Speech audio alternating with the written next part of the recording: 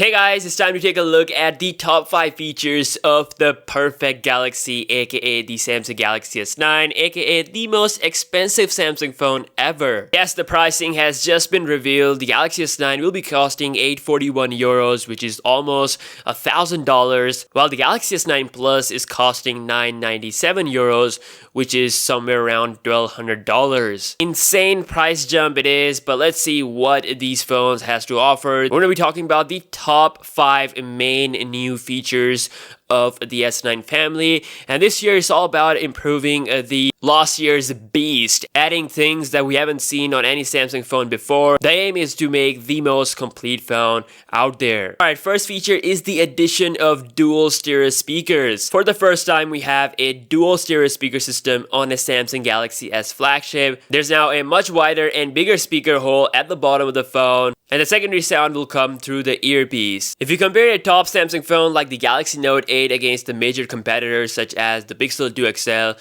or the iPhone 10, you'll see that both of them have stereo speakers, while the Note 8 and the S8 only had one speaker, hence the speaker performance was weak. So finally, the dual AKG tuned stereo speakers are here, which are much louder and clearer. Moving on to the next feature, which is the chip gains. The performance on the Galaxy S9 is about 30% faster than the previous generation. Along with that, these new chips supports full 3D facial recognition and optical fingerprint scanner. The US model will have Snapdragon 845 processor, while the international model will rock Exynos 9810. Usually, both chips are equal in terms of numbers, but this time the Exynos model is significantly better than the Snapdragon one when it comes to the single core score. Now, while these numbers are great, I'm sure the performance in real life will still be very close to the current generation. I'm a speed test guy. I've tested so many phones on the channel, and I recently compared the Galaxy S7 Edge to the S8, and even after almost 2 years, the S7 Edge performs extremely close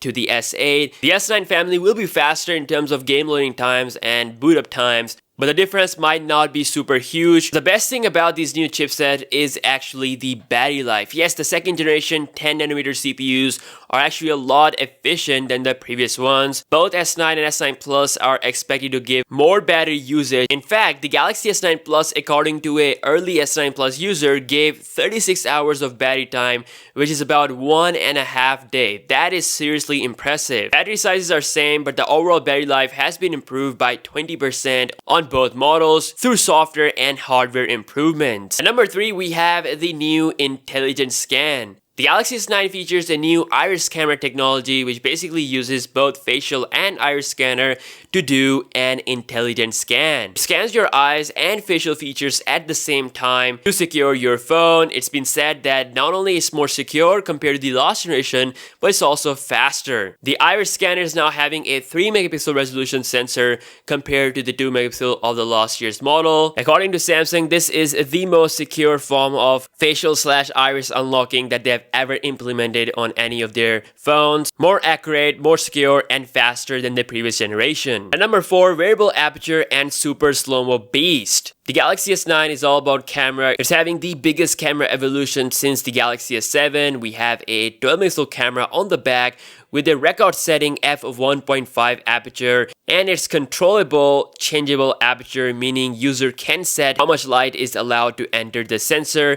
At f1.5, the low light camera game has been taken to the next level. It has 25% less noise reproduction in very low light scenes. The camera has 10-bit color reproduction compared to the 8-bit of the Galaxy S8, which means that it'll be more color accurate, and you will definitely notice the difference side by side. Also, a new HDR processing feature similar to the Pixel's HDR Plus that will make the picture super high quality, making it more attractive. The new dual pixel autofocus system has been updated as well for even faster autofocus and better stability focus for videos. And speaking of videos, the Galaxy S9 is a slow-mo beast. We have 960 frames per second slow-mo video performance for the first time on a Samsung phone. The slow-mo feature is taken to a beastly level. Near 1000 frames per second slow-mo feature is one of the main highlights of the camera, and along with this, you will also get other options such as 720p at 480 fps and 1080p at 240 fps. Galaxy S9 is also the first phone from Samsung to shoot 4K videos at 60 frames per second.